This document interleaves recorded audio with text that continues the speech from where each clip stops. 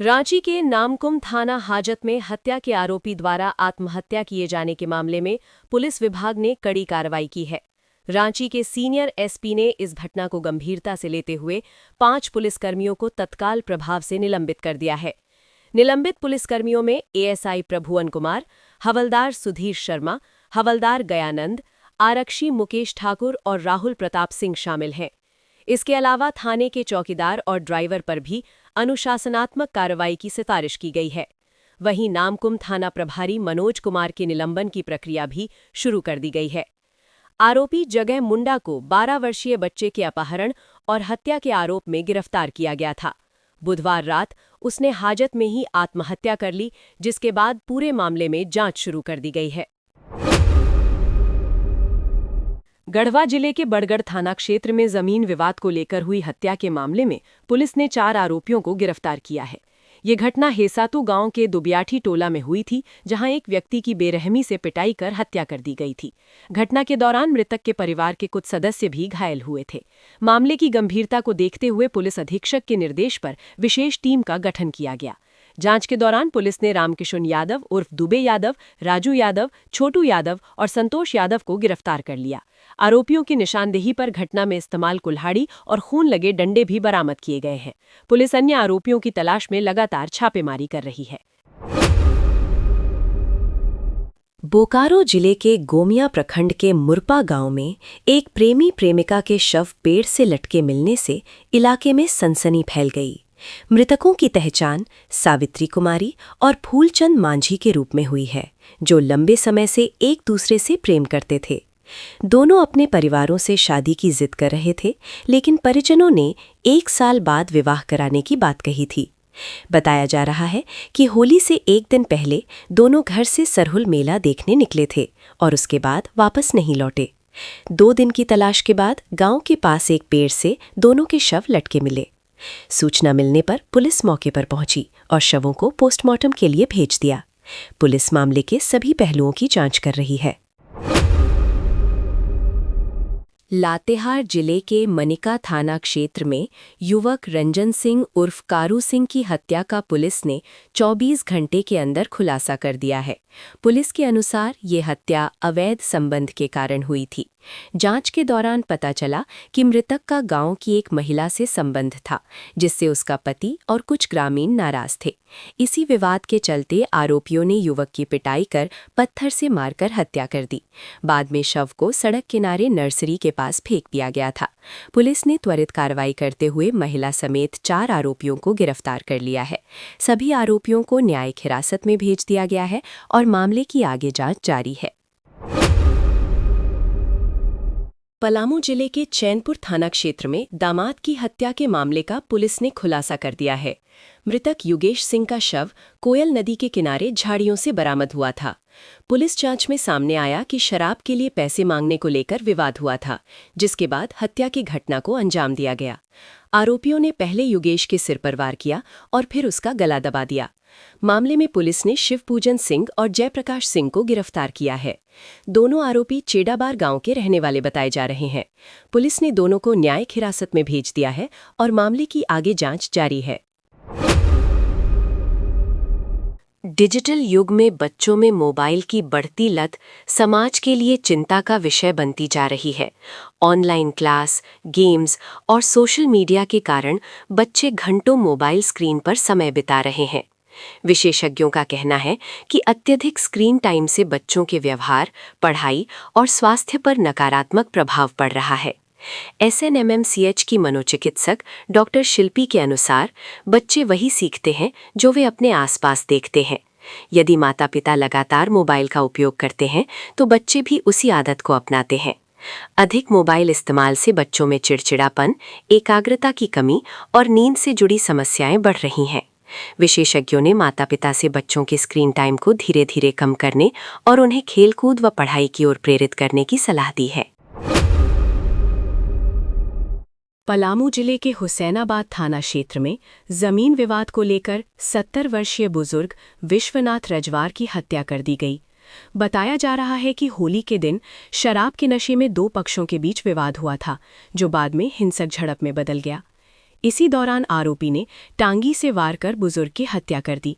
घटना के बाद पुलिस ने त्वरित कार्रवाई करते हुए आरोपी कपिल रजवार और उसके बेटे आनंद रजवार को गिरफ्तार कर लिया। मामले में एक नाबालिग को भी निरुद्ध किया गया है। पुलिस ने शव को पोस्टमार्टम के बाद परिजनों को सौंप किया है। पूरे मामले की जांच जारी है और पुलिस अन्य पहलुओं की भी जांच कर रही है। पलामू जिले के सदर थाना क्षेत्र में सिगरेट नहीं देने पर कुछ युवकों ने एक दुकान में आग लगा दी। इस घटना में दुकानदार को लगभग 10 लाख रुपए का नुकसान हुआ है। जानकारी के अनुसार देर रात 4 युवक दुकान पर पहुंचे और सिगरेट की मांग करने लगे। दुकानदार ने बताया कि सिगरेट खत्म हो गई है, जिसके बाद युवकों ने गाली गलौज कर दुकान में आग लगा दी। आग लगने से दुकान में रखा नकद और शादी का सामान भी जलकर राख हो गया। सूचना मिलने पर पुलिस मौके पर पहुंची और जांच शुरू की। पुलिस ने 2 आरोपियों को हिरासत में लिया है, जबकि अन्य की तलाश में छापेमारी जारी है। रांची पुलिस ने 4 महीने पहले हुई दिव्यांग बुजुर्ग महिला की हत्या के मामले का खुलासा कर दिया है। ये घटना जगन्नाथपुर थाना क्षेत्र के विजेता इनक्लेव में हुई थी, जहां बुजुर्ग महिला विश्वासी हन्ना तिरु की गला रेतकर हत्या कर दी गई थी। पुलिस जांच में सामने आया कि महिला की केयरटेकर सलोमी होरो ने संपत्ति के लालच में हत्या की साजिश रची थी। उसने अपने साथी आरिफ खान और अन्य लोगों के साथ मिलकर इस वारदात को अंजाम दिया। हत्या के बाद आरोपियों ने घर से नकद और गहने भी लूट लिए थे। पुलिस ने चारों आरोपियों को गिरफ्तार कर जेल भेज दिया है। झारखंड में होली के दौरान हुई शराब की बिक्री से ये तय होगा कि अगले वित्तीय वर्ष में कितनी दुकानें संचालित रहेंगी। उत्पाद एवं मद्य निषेध विभाग के अनुसार राज्य में कुल 1343 शराब दुकानों में से 1302 दुकानदारों ने ही लाइसेंस शुल्क जमा किया है। जिन दुकानदारों ने लाइसेंस शुल्क जमा नहीं किया, उनकी दुकानें 1 अप्रैल से स्वतः सरेंडर मानी जाएंगी। विभाग ने लाइसेंस जमा करने वाले दुकानदारों को 7 मार्च तक मार्जिन मनी जमा करने का निर्देश दिया है। यदि दुकानदार मार्जिन मनी जमा नहीं करते हैं तो उनकी दुकानें भी सरेंडर मानी जाएंगी। इसके बाद विभाग नई दुकानों के लिए निबंधन प्रक्रिया शुरू करेगा। जरूरत पड़ने पर कुछ दुकानों का संचालन विभाग खुद भी कर सकता है। रांची के Steel Authority of India Limited SAIL के अधिकारी अतुल उरांव और उनकी पत्नी डॉक्टर कंचन बाड़ा दुबई में फंस गए हैं। दोनों की शादी 22 फरवरी 2026 को हुई थी और वे 27 फरवरी को हनीमून मनाने दुबई गए थे। उनकी वापसी 4 मार्च को तय थी, लेकिन खाड़ी क्षेत्र में बढ़ते सैन्य तनाव के कारण कई उड़ानें रद्द हो गईं। इससे हजारों यात्रियों के साथ ये नव दंपति भी दुबई में रुकने को मजबूर है। अतुल उरांव ने बताया कि वे अपने जीवन के खास पल को मनाने आए थे, लेकिन अचानक हालात बदल गए। उनकी पत्नी ने कहा कि वे फिलहाल सुरक्षित हैं, लेकिन जल्द घर लौटना चाहते हैं। इधर रांची में दोनों परिवारों में चिंता का माहौल है। परिजनों ने झारखंड सरकार से हस्तक्षेप कर सुरक्षित वापसी की व्यवस्था कराने की मांग की है। हजारीबाग जिले के बरही प्रखंड के जीतपुर गांव में बना उप स्वास्थ्य केंद्र 2 साल बाद भी मरीजों को पर्याप्त सुविधाएं नहीं दे पा रहा है। 2 मंजिला भवन बनने के बावजूद यहां चिकित्सक और स्वास्थ्य कर्मियों की भारी कमी बनी हुई है। फिलहाल पूरा केंद्र केवल एक एएनएम विभा कुमारी के भरोसे संचालित हो रहा है। ग्रामीणों का कहना है कि भवन बनने के बाद भी डॉक्टर, सीएचओ और आवश्यक उपकरण उपलब्ध नहीं कराए गए। इससे मरीजों को इलाज के लिए बरही अनुमंडलीय अस्पताल या अन्य दूरस्थ स्वास्थ्य केंद्रों का सहारा लेना पड़ता है। खासकर गर्भवती महिलाओं, बच्चों और बुजुर्गों को काफी परेशानी होती है। ग्रामीणों ने जल्द डॉक्टर, अतिरिक्त एएनएम और एम्बुलेंस की व्यवस्था करने की मांग की है। स्वास्थ्य विभाग ने भी स्टाफ की कमी को स्वीकार करते हुए नियुक्ति के लिए वरीय अधिकारियों को पत्र भेजने की बात कही है। पाकुड़ के नगर थाना क्षेत्र के तलवाड़ा डांगा नंदीपाड़ा में बुधवार को एक युवक की चाकू मारकर हत्या कर दी गई। मृतक की पहचान देवराज सरकार उर्फ निम्मुआ सरकार के रूप में हुई है। बताया जा रहा है कि होली के दिन दोपहर करीब 3 बजे वो घर से बाहर निकला था। तभी घात लगाए अपराधियों ने उस पर ताबड़तोड़ चाकू से हमला कर दिया।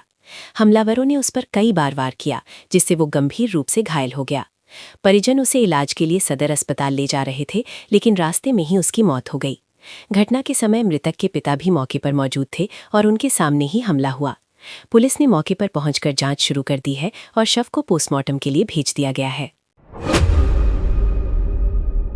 जमशेदपुर पुलिस ने कई आपराधिक मामलों के आरोपी तड़ीपार अपराधी मनीष सिंह को गिरफ्तार कर लिया है।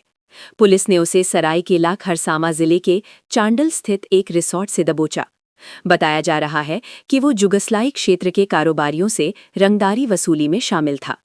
कुछ दिन पहले पुलिस ने उसके 2 गुर्गों को पिस्तौल के साथ गिरफ्तार किया था। इसके अलावा उसके 7 अन्य सहयोगियों को भी पहले पकड़ा जा चुका है। मामले की गंभीरता को देखते हुए पुलिस लगातार उसकी गतिविधियों पर नजर रखे हुए थी। गिरफ्तारी में देरी होने पर जुगसलाई थाना प्रभारी को निलंबित भी किया गया था। फिलहाल पुलिस आरोपी से पूछताछ कर रही है और उसके अन्य आपराधिक नेटवर्क की जांच की जा रही है। धनबाद के वासेपुर इलाके में होली के दिन मदरसे पर पत्थरबाजी की घटना सामने आई है। हालांकि पुलिस की तत्परता और स्थानीय लोगों की समझदारी से बड़ा विवाद होने से बच गया। जानकारी के अनुसार पंडरपाला भारत चौक के कुछ युवकों ने शमशेर नगर स्थित तेगिया मदरसा पर पत्थर फेंक दिए थे। घटना के बाद इलाके में तनाव का माहौल बन गया। सूचना मिलते ही भूली थाना पुलिस मौके पर पहुंची और स्थिति को नियंत्रण में लिया। पुलिस ने इस मामले में 3 युवकों को हिरासत में लिया है। थाना प्रभारी ने लोगों से शांति बनाए रखने की अपील की है। उन्होंने कहा कि माहौल खराब करने वालों के खिलाफ सख्त कार्रवाई की जाएगी। जमशेदपुर में बुधवार रात 2 अलग-अलग आपराधिक घटनाओं से इलाके में हड़कंप मच गया। पहली घटना परसुडी थाना क्षेत्र के बारीगोड़ा में हुई, जहां धर्मेंद्र नामक युवक पर 3 राउंड फायरिंग का आरोप है। घटना के बाद पुलिस ने मौके से एक देसी कट्टा बरामद किया है, जबकि आरोपी फरार बताया जा रहा है। वहीं दूसरी घटना साकची थाना क्षेत्र के काशीडीह में हुई, जहां मामूली विवाद के बाद एक युवक पर चाकू से हमला कर दिया गया। घायल युवक रितेश कुमार को गंभीर हालत में एमजीएम अस्पताल में भर्ती कराया गया है। पुलिस ने दोनों मामलों में प्राथमिकी दर्ज कर जांच शुरू कर दी है। गम्हरिया थाना क्षेत्र के छोटा गम्हरिया में एक नवविवाहिता की संदिग्ध मौत से इलाके में सनसनी फैल गई। मृतका शिवानी गुराई का शव घर के पंखे से लटका हुआ मिला। बताया जा रहा है कि उसकी शादी 26 नवंबर 2025 को आशीष गुराई के साथ हुई थी। विवाह के महज 4 महीने बाद ही ये दुखद घटना सामने आई है। मृतका के पिता ने ससुराल पक्ष पर दहेज के लिए प्रताड़ना और हत्या का आरोप लगाया है। उन्होंने पुलिस में लिखित शिकायत दर्ज कर कड़ी कार्रवाई की मांग की है। पुलिस ने शव को पोस्टमार्टम के लिए भेज दिया है और मामले की जांच शुरू कर दी है। गढ़वा जिले के मेराल क्षेत्र स्थित उत्क्रमित मध्य विद्यालय सोहबरिया में अश्लील गाने पर डांस का वीडियो वायरल होने के बाद शिक्षा विभाग ने कार्रवाई की है। जिला शिक्षा पदाधिकारी कैसर रजा ने स्कूल के प्रभारी प्रधानाध्यापक कुंदन कुमार रंजन को निलंबित कर दिया है। बताया गया कि 8वीं कक्षा के विदाई समारोह के दौरान स्कूल परिसर में डीजे पर अश्लील गाने बजाए गए और कुछ शिक्षक छात्राओं के साथ नृत्य करते नजर आए। जांच में इसे विद्यालय की गरिमा के विपरीत माना गया है। इसके अलावा 2 सहायक शिक्षकों की सेवा समाप्त करने की प्रक्रिया भी शुरू कर दी गई है। विभाग ने कहा है कि स्कूलों में अनुशासन और शैक्षणिक माहौल से समझौता बर्दाश्त नहीं किया जाएगा। झारखंड में धीरे धीरे गर्मी का असर बढ़ने लगा है और कई जिलों में तापमान सामान्य से ऊपर दर्ज किया गया है। मौसम विभाग के अनुसार राजधानी रांची में अधिकतम तापमान 30 डिग्री सेल्सियस और न्यूनतम 15.2 डिग्री दर्ज किया गया। राज्य में सबसे अधिक तापमान चाईबासा में 36.4 डिग्री सेल्सियस रिकॉर्ड किया गया है। जमशेदपुर, डाल्टनगंज और बोकारो में भी तापमान 34 से 35 डिग्री के बीच रहा। मौसम विभाग ने बताया कि अगले कुछ दिनों में मौसम में बदलाव हो सकता है। 7 मार्च को राज्य के दक्षिण पूर्वी जिलों में हल्की बारिश की संभावना जताई गई है। इससे कुछ इलाकों में गर्मी से राहत मिल सकती है। कोडरमा जिले के डोमचांच प्रखंड के वनपोख गांव में होली के दौरान 2 गुटों के बीच हिंसक झड़प हो गई। डीजे बजाने और रास्ते के विवाद को लेकर शुरू हुई कहासुनी देखते ही देखते मारपीट में बदल गई। दोनों पक्षों के बीच लाठी डंडे और पत्थरबाजी हुई, जिसमें 1 दर्जन से अधिक लोग घायल हो गए। सूचना मिलते ही पुलिस मौके पर पहुंची और स्थिति को नियंत्रित किया। मामले में दोनों पक्षों के खिलाफ प्राथमिकता दर्ज कर 8 लोगों को गिरफ्तार किया गया है।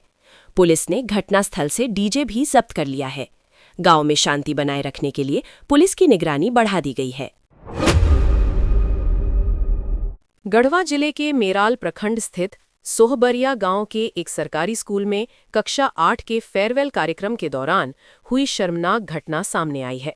सोशल मीडिया पर वायरल वीडियो में स्कूल के प्रभारी प्रधानाध्यापक डीजे की धुन पर अश्लील गानों पर नाचते और एक छात्रा को गोद में उठाते दिखाई दिए। इस दौरान कुछ शिक्षक इसका वीडियो बनाते भी नजर आए।